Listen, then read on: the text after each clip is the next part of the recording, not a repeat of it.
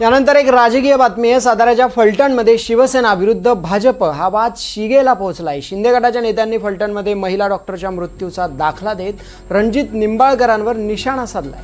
आम्ही बायकांच्या लफड्यामध्ये पडत नाही असा टोला गुलाबराव पाटलांनी लगावलाय, तर रामराजेंच्या कार्यकर्त्यांना धमकावलं तर अख्खी शिवसेना फलटणमध्ये उतरवू असा इशारा शंभूराज देसाईंनी दिलाय। काय म्हणाले पाहूया।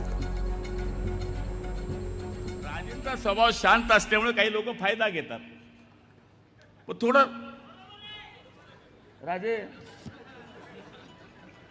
आमच्याकडे बी लय दादा आहेत, आमच्याकडे काय दादा नाही, पण आम्ही बायांच्या लफड्यांमध्ये नाही पडत।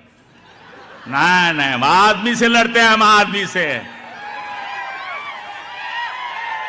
बाया मेल्यांच्या गुन्ह्यामध्ये गुलाबराव पाटलाचं नाव नाहीये।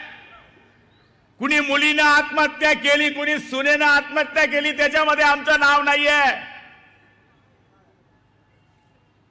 मुख्यमंत्र्यांना बोलवावं लागलं, किती वाईट वेळ आहे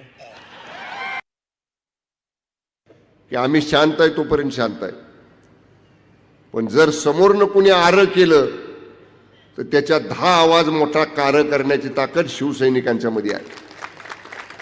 राजे, तुम्ही नव्यानं शिवसेनेचा भगवा घेतलाय खांद्यावर, त्यामुळे शिवसेनेच्या वळणात रुळायला थोडासा वेळ तुम्हाला लागल, पण तुम्ही नुसती हाक मारा फलटणमध्ये जरा कूर झालंय म्हणून।